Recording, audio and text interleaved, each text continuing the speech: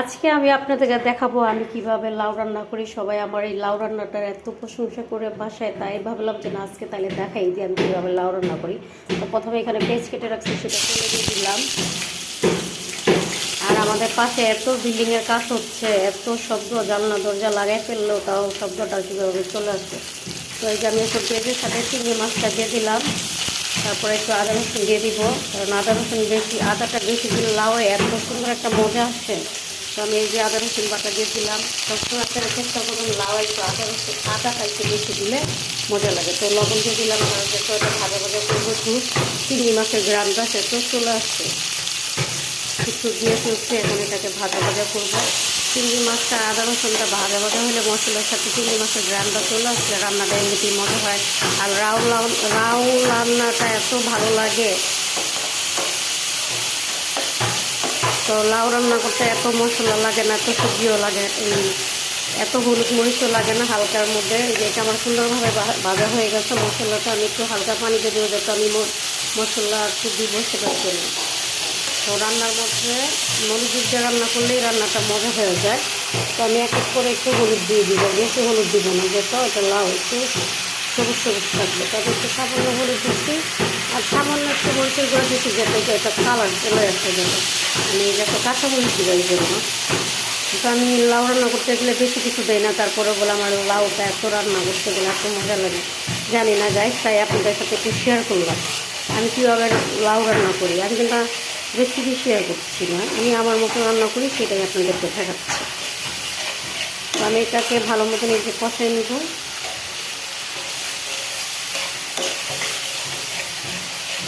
মশলা যত কষাবেন ততই খাবারটা মজা হয়ে যায়।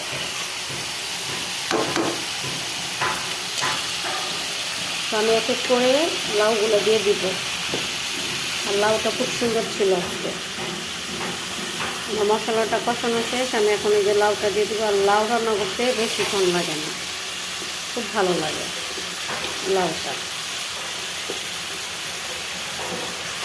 জানি না, আমি তো এত কিছু দিইও না মশলা টশলা, কিন্তু তারপরে বলে আমার লাউ রান্না। তো আমি আগে অল্পটুকু আগে মিশিয়ে ফেলি, তারপরে আস্তে আস্তে দিব, কারণ লাউ অনেক হয়ে যায়। তো আমি এটার সাথে একটু মিশিয়ে ফেলি। দেখছেন কালারটা মাশাআল্লাহ অনেক সুন্দর আসছে।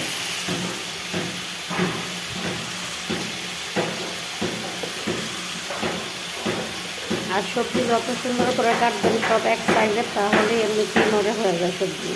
এই যে লাউটা ঢেকে দিব, সব কিছু আটকানো হয়ে গেছে। আর জানেন একটা দুঃখের বিষয়, আমার বাসায় আজকে ধনিয়া পাতা নেই। আর লাউ রান্না করলে ধনিয়া পাতা যদি না দেন তাহলে খুব মজা হয় না, টেস্টটা নষ্ট হয়ে যায়। বাট আমার ক্ষেত্রে লাগে, কারণ আমরা তো অনেক ধনিয়া পাতা খাই, তার জন্য।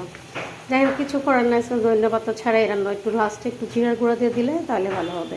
তো এই যে বাকিরা থাকেন আমার সাথে, দেখতে পারবেন আজকে আমার লাউ রান্নাটা, রেসিপিটা।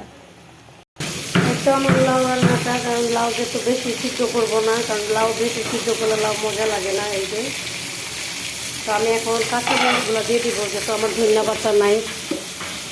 এই যে কাঁচামরিচ দিয়ে দিব লাউতে, বেশি দিব না, অল্প একটু দিব। আর সাথে দিব একটু জিরা, এখন দিয়ে দিব, জিরাটা মিক্স করতে টাইম লাগবে, বেশি দিব না। অল্প একটু জিরা দিয়ে দিলাম।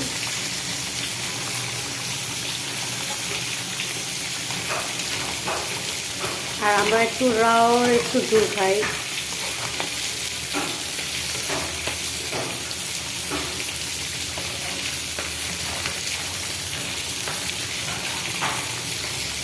আমরা লাউ একটু ঝোল খাই, বেশি এই জন্য একটু বেশি সুগার করবো না লাউটা। মাশাআল্লাহ, দেখছেন আমার লাউ রান্নাটা কত সুন্দর হয়েছে। আমি এইভাবেই রান্না করি, বেশি কিছু দিই না। বাট আজকে কিন্তু আমার ধনিয়া পাতাটা নাই, ধনিয়া পাতাটা দিলে আরও সুন্দর লাগতো, একটু সবুজ সবুজ লাগতো, কারণ আমার লাউটা দেখছেন সবুজ সবুজই থাকবে। দেখছেন সিদ্ধ হয়ে গেছে কিন্তু লাউটা, দেখছেন সিদ্ধ হয়ে গেছে। ধনিয়া পাতাটা দিলে কি লাউটা একটু ফ্লেভারটা একটু সুন্দর আসে বলার বাইরে। তো আজকে এই যে লাউ রান্নাটা আমার এইভাবেই শেষ করলাম। যদি ভালো লাগে তো লাইক শেয়ার সাবস্ক্রাইব করতে ভুলবেন না। আর লাউ রান্নাটা কেমন হচ্ছে একটু কমেন্ট করে জানাই, আমরা এইভাবেই লাউটা খাই। এই তো আমার লাউ রান্না রাখার লোক, আমরা একটু ঝুল ঝুল খাবো, তো তাই এইভাবেই রাখবো। তা আজকে এই পর্যন্ত শেষ করলাম। ভালো লাগলে লাইক কমেন্ট করে দিও। Bye bye.